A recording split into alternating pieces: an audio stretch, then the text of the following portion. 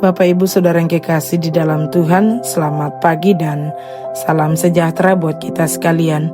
Selamat berjumpa kembali pagi hari ini lewat Renungan Pagi. Sebelum itu mari kita berdoa. Bapa di sorga, kami mengucap syukur kepadamu pagi hari ini. Kami boleh bangun menikmati hari yang baru.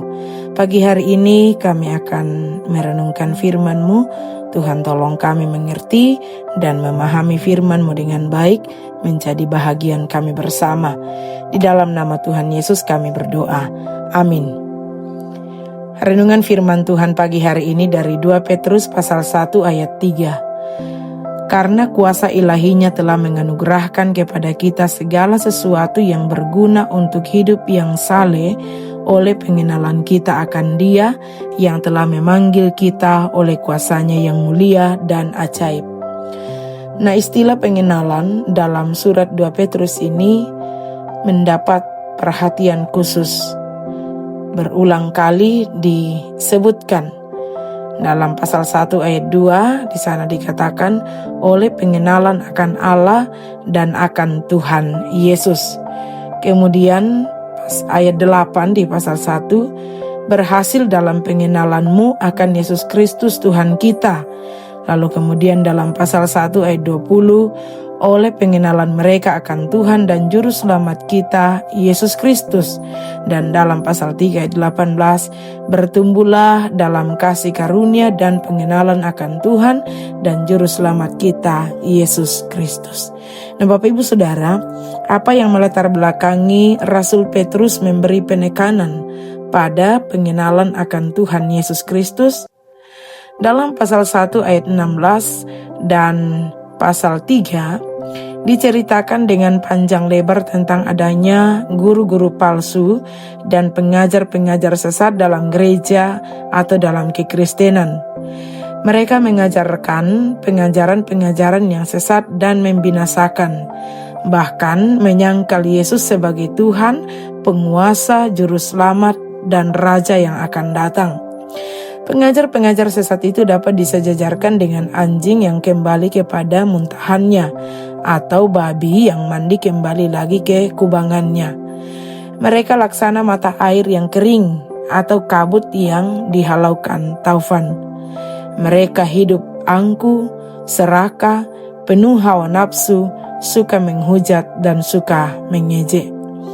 Nah, dalam hal ini Petrus menyadari bahwa senjata satu-satunya untuk menghadapi guru-guru palsu atau pengajar-pengajar sesat adalah pengenalan, yaitu pengenalan terhadap Yesus Kristus selaku Tuhan, Yesus Kristus selaku penguasa, selaku anak Allah, selaku raja, dan selaku juru selamat. Nah, memang tidak dapat disangkal bahwa ada orang-orang Kristen yang telah berpindah ke agama lain atau mengikuti bidat lain. Mungkin hal itu dilatar belakangi oleh berbagai faktor, misalnya karena pernikahan, paksaan, bujukan, jabatan, dan lain sebagainya. Namun faktor apapun yang menjadi penyebabnya, satu hal yang jelas adalah karena kurangnya pengenalan mereka terhadap Yesus Kristus. Jika seseorang mengenal Tuhan Yesus dengan sungguh-sungguh, tidak mungkin ia dipengaruhi oleh ajaran-ajaran lain. Dengan demikian, tepatlah jika dikatakan bahwa senjata satu-satunya untuk dapat menghadapi ajaran-ajaran sesat itu adalah pengenalan akan Tuhan Yesus. Semakin bertumbuh pengenalan seseorang terhadap Tuhan Yesus, semakin kuatlah ia menghadapi gempuran ajaran-ajaran sesat. Semakin sempurna pengenalan seseorang terhadap Tuhan Yesus, semakin sempurnalah kasihnya terhadap Tuhan Yesus. Itulah sebabnya dalam Ulangan pasal 6, para orang tua bangsa Israel mendapat perintah supaya mereka mengajar tentang Allah dan hukum-hukumnya kepada anak mereka. Bahkan ada kewajiban bagi anak-anak Yahudi untuk memasuki sekolah Taurat sejak berumur 3 tahun.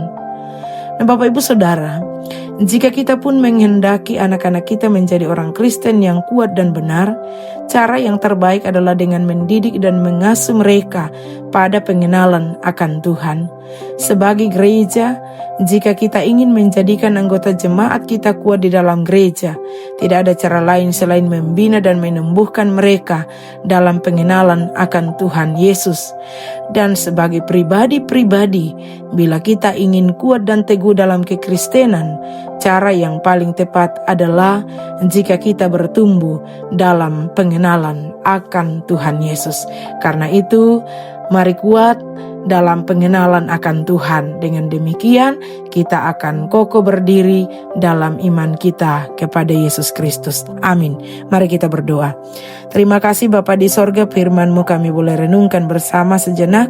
Tuhan memberkati firman-Mu bagi kami semua, menjadi rema dan menuntun perjalanan hidup kami. Berkati kami dalam beraktivitas hari ini, biarlah apa yang kami kerjakan dibuat berhasil oleh Tuhan. Dalam nama Tuhan Yesus kami berdoa. Amin. Bapak Ibu Saudara yang kekasih, demikian renungan firman Tuhan pagi hari ini. Selamat pagi, selamat beraktivitas. Tuhan memberkati kita semua. Amin.